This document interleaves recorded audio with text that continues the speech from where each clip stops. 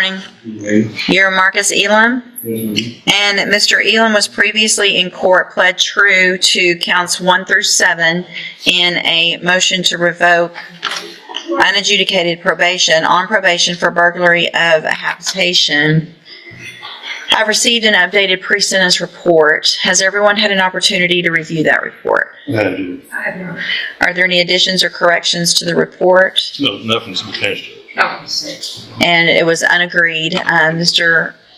Lewis, you may proceed. Judge, this is a situation where it's no doubt that Mr. Elam made several mistakes while he was on his probation, not following up on his obligations. After speaking with him, he's been in custody this length of time here. He is definitely, from what he's telling me, willing and wanting to comply with the court's orders and feels as though This judge gave him one final warning after finding guns and marijuana during probation, and now his future depends on one decision. he could successfully complete his probation, given that opportunity. He understands that his mistakes, that's definitely been costly and put him in this decision. He understands that's falling on top of him. And of course, he would like to address the court as well as far as his plans for the future, Judge. All right, go ahead. Yes, ma'am. I'm sorry for my actions that I did when I was on probation. And if you hear me, I would like to start over and get right, live with my family, go back to work, help my mother out, give her bill, and everything else, Your Honor. Okay. And Judge, I'm sorry. I was going to say, Judge, if I may, one of the biggest issues I explained and talked to Mr. Elam about was him not reporting like he was supposed to do over that span of time. And he expressed He thought sitting in the wrong car was no big deal until the judge raised his bond to $200,000 instantly. to me that at that time he was dealing with the death of his grandmother. As far as I think she was a big part of his support system. He does have. I've been in contact. Several members of his family have contacted me about him, so he does have a support system that's there. I think she was a big part of it. And after she passed away, I think he kind of went astray at that point. My understanding, Judge. What is the status of the 5 new offenses that are alleged? Well, they should all be. Good morning. Were you Jamarcus Zarate Jones? Did you get someone hired? Well, I talked to 3 lawyers. Okay. Keep in touch with the boss. Lori Parenzo, Mm-hmm. Lori Crenshaw, and Kit John. Okay. And so where are you on being able The courtroom went silent when the judge said you are the wrong crowd, and everything changed for him in seconds. to get someone hired? Pull your pants up. Just wearing a belt doesn't do it. Pull them all the way up so that I can't see your underwear sticking out the front. And nobody wants to see it sticking out the back. You understand? Okay. So where are you on being able to get someone hired? I'm not physically fit. Are you working? No, Why aren't you working? because these charges currently. Okay. Were you working before? Yes, How old are you? I'm 21. Okay.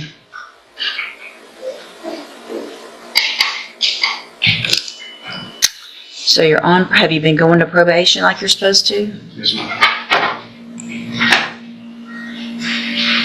So where do you live? Who pays your bills?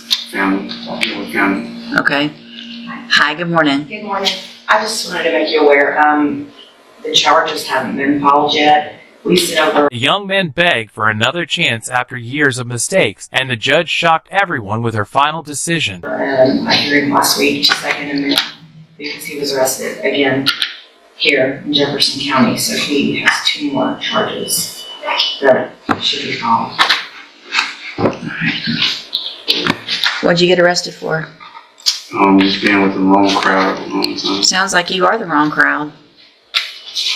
You're not? You're on probation for theft of a firearm and you've been arrested twice now? Since this, right? Is that what you're saying? Yes, ma'am. Well, he was arrested in March, but he was also arrested June the 18th for possession of marijuana and unlawful carrying weapon. Have a seat in the jury box. We're going to have you test. So you only tested positive for amphetamines and it looks like you have a prescription, but I want to go through real quick. I don't know. The judge caught him using marijuana before sentencing, and what happened next could change his life forever. Hold on, let me read this police report real quick about your last arrest.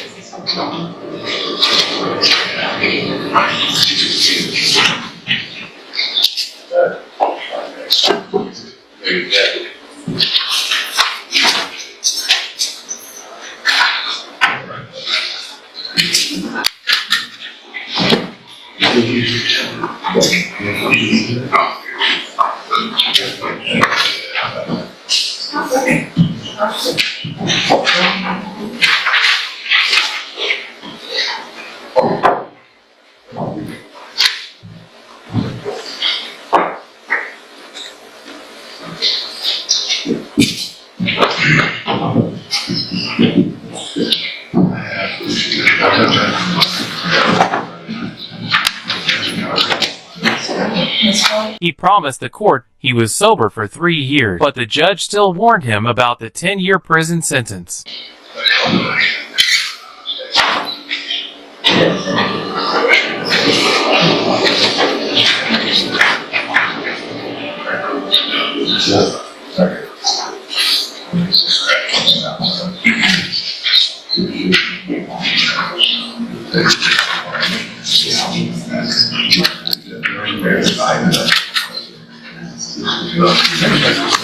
All right, so Mr.